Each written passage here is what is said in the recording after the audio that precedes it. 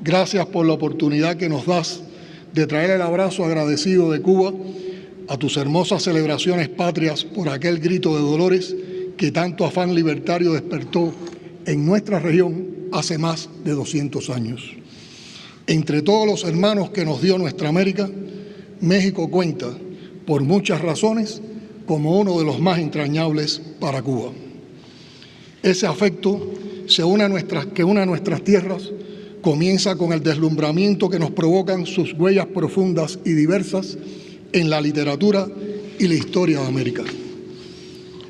Cuánto es bella la tierra que habitaban los aztecas valientes, dice en el Teocalli de Cholula el cubano José María Heredia, abriendo una fascinante puerta a ese mundo nuestro, muy anterior al de la terrible conquista que iniciaron siglos después, con matanza y destrucción sin freno, las tropas españolas que venían de Santiago de Cuba al mando de Hernán Cortés. Pero nadie nos diría más de México que José Martí. Cito fragmentos de su memorable discurso pronunciado en la velada en honor a este país en la Sociedad Literaria Hispanoamericana en 1981. Hoy nos reunimos a tributar honor a la nación ceñida de palmeros y azahares que alza como un florón de gloria al cielo azul las cumbres libres donde el silbato del ferrocarril despierta, coronada de rosas como ayer, con la salud del trabajo en la mejilla, el alma indómita que chispeaba al rescoldo en las cenizas de Cuauhtémoc, nunca apagadas. Saludamos a un pueblo que funde en crisol de su propio metal las civilizaciones que se echaron sobre él para destruirlo. Más adelante, refiriéndose a la significativa fecha que conmemoramos hoy, Martí expresa: 300 años después, un cura citó su aldea guerra contra los padres que negaban la vida de alma a sus propios hijos. Era la hora del sol, cuando clareaban por entre las moreras las chozas de adobe de la pobre indiada. Y nunca, aunque velado 100 veces por la sangre, ha dejado desde entonces el sol de Hidalgo de lucir. Colgaron en jaulas de hierro las cabezas de los héroes, mordieron los héroes el polvo de un balazo en el corazón, pero el 16 de septiembre de cada año, a la hora de la madrugada, el presidente de la República de México vitorea ante el pueblo la patria libre, ondeando la bandera de Dolores. Fin de la cita. Por sus características, el proceso independentista mexicano, que iniciara con el grito de Dolores protagonizado por el padre Miguel Hidalgo, un día como hoy en 1810, y se consumara 11 años después con la entrada del ejército trigarante en la Ciudad de México, tuvo un notorio componente de reivindicaciones sociales e indigenistas que lo diferenció de otros procesos que tipificaron a la época de las independencias. Su impacto fue, sin dudas, extraordinario en la lucha libertaria y anticolonialista de nuestra región y particularmente en Cuba. Recogía aspiraciones ancestrales de pueblos enteros que habitaban el territorio no solo mexicano, sino también de Centro y Suramérica y de las Antillas. Reivindicaba a todos los sectores criollos pobres, blancos, negros y mulatos, sumidos en la miseria, el hambre y la explotación, y se oponía a la esclavitud del negro. La amplia presencia popular influyó de forma decisiva en su radicalización y en la concreción de importantes demandas sociales y políticas, lo que constituyó una inmensa inspiración y aliento para nuestro movimiento independentista. No son pocos los notables cubanos que dejaron su sangre y sus nombres en la historia de México. Sobresale especialmente la solidaridad cubana en el enfrentamiento de México a las invasiones texanas en 1835-1836 y la invasión norteamericana de 1846 al 48. Se destacan los generales Pedro Ampundía, Juan Valentín Amador, Jerónimo Cardona, Manuel Fernández Castrillón, Antonio Gaona, Pedro Lemos y Anastasio Parrodi. Los cubanos Florencio Villarreal y José María Pérez Hernández lanzaron en marzo de 1854 el histórico Plan de Ayutla, determinante en el rompimiento del ejército y la sociedad mexicana con el gobierno dictatorial del general Santa Anna. Como ha confirmado el prestigioso investigador René González Barrios, varios de aquellos hombres ocuparon puestos claves en la vida político-militar mexicana y fueron gobernadores o comandantes militares en importantes plazas del país. Dos de ellos, los generales de división Anastasio Parrodi y Pedro Ampundía Grimarés, fueron ministros de Guerra y Marina en el gobierno de Benito Juárez durante la Guerra de la Reforma. En el Congreso, el gobierno, el exilio o la guerra al lado de Juárez, hubo siempre cubanos.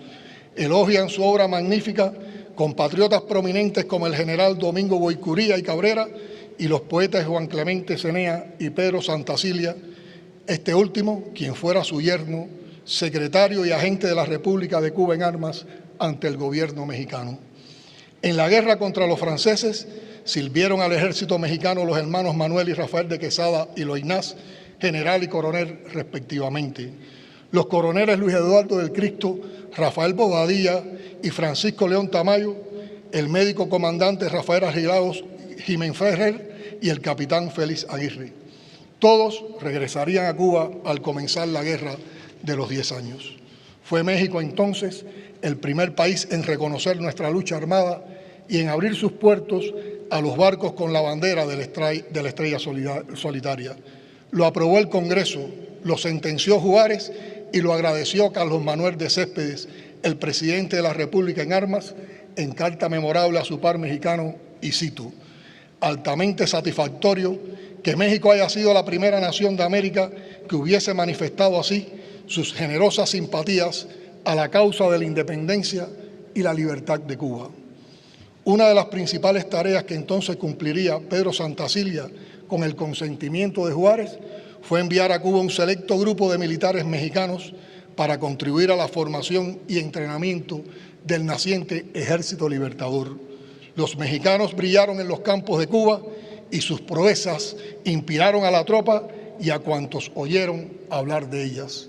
Otra vez dejó el padre de la patria cubana constancia de aquella entrega en carta al Benemérito de las Américas. Escribe Céspedes: algunos caballeros mexicanos han venido aquí y han derramado su generosa sangre en nuestro suelo y por nuestra causa, y todo el país ha mostrado su gratitud por su heroica acción.